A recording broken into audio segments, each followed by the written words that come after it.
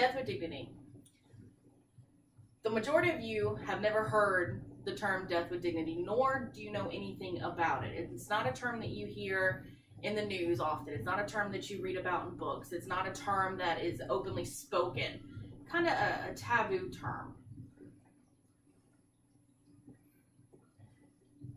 Death with dignity is having the legal right to take your own life with physician help through medications when you have a terminal illness. None of us have the right to tell another person how much suffering they should and can go through.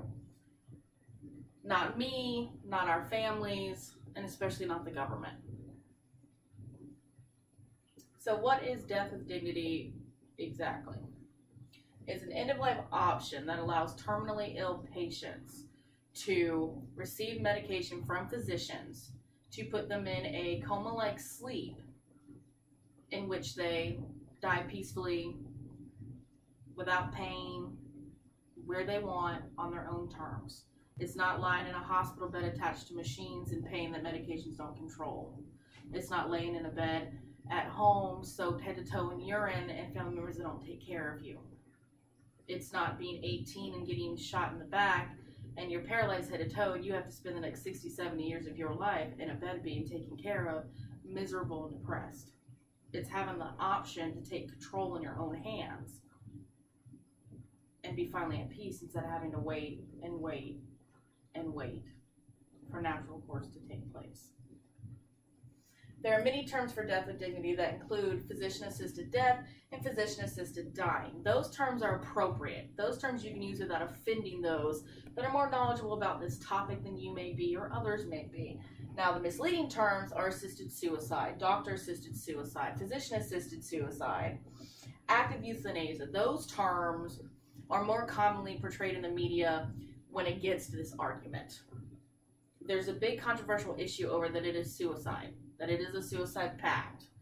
It's not. It never has been and it never will be.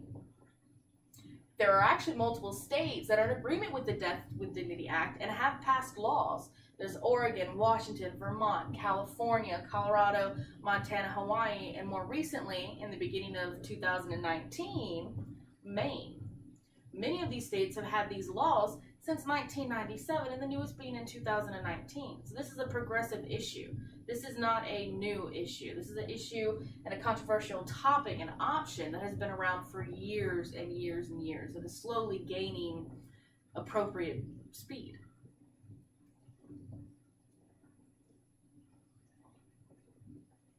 Now, because the Death with Dignity Act is such a controversial issue, there are safeguards in place, and you have to qualify. You can't just wake up one morning and say, I lost my job, my dog got hit by a car, I'm depressed, I want to end my life.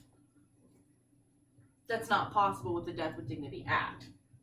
You actually have to be mentally competent. A doctor has to declare that you are alert and oriented and you're able to make your own decisions. You have to be a resident of the state where the law is in effect. Now, if you want to go ahead with the Death with Dignity Act, can you move to a state where it's allowed? If your state doesn't allow it, yes. But you have to be a resident there for a minimum of 2 years. You have to be diagnosed with a terminal illness that will lead to death, generally 6 months to a year. You have to be capable of self-administering or ingesting the medications. Somebody is not going to put it down your throat for you. Somebody's not going to inject you with something into your arm. You have to consciously pick it up and take it. You have to make that choice. Nobody else can do it for you. Because in that case, in the court of laws, it's assisted murder. That person can go to jail. The process is very lengthy. You have to have oral requests. You have to have written requests. There's waiting periods, psych evaluations. You have to have physician approvals. And there's many, many other documents that you have to have. And this is a long process. It can be sped up depending on how long your doctor says your quality of life is. Now, because this is a controversial issue, some of you may be aware of Dr. Jack Kevorkian. Some of you may not. He was an advocate to the ill and a madman to others. He was actually prosecuted and imprisoned and died in prison for helping multiple people take their own lives because they weren't allowed to because the Death with Dignity Act was not established yet. Some see him as a hero, some see him as a madman. Stephen Hawking said, I think those who have a terminal illness and are in great pain should have the right to choose to end their own lives, and that those that help them should be free from prosecution. Dr. Kevorkian was not free from prosecution. Like I said earlier, there are many safeguards in place. They do not, being the government, your families, and yourself, want to make this decision lightly. Like I stated earlier, it's not something you wake up and decide you want to do because your dog got hit by a car, or your girlfriend or boyfriend, whoever broke up with you.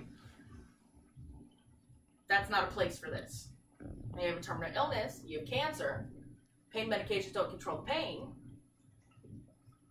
This is for you. Only the patient can make the oral request. Your mother can't, your friend can't, your husband can't. You have to make the request yourself. The request must be witnessed by at least 2 people. Can't be your family members, cannot be your friends. It has to be 2 unbiased people.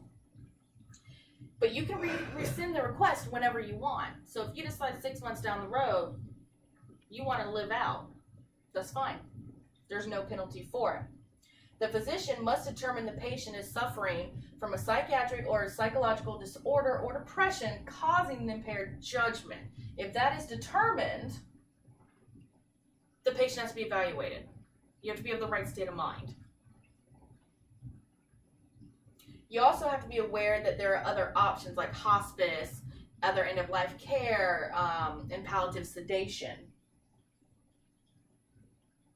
But there are many benefits to death with dignity laws. And that is why I chose this topic for my speech, because I wanted to make sure that those were aware of the options that they do have in this controversial issue. For the terminally ill, you have the freedom to control your own ending.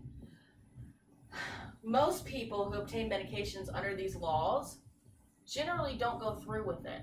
You would be surprised at the actual statistics on how many people go through with the act and how many people are just comforted knowing that they have that option.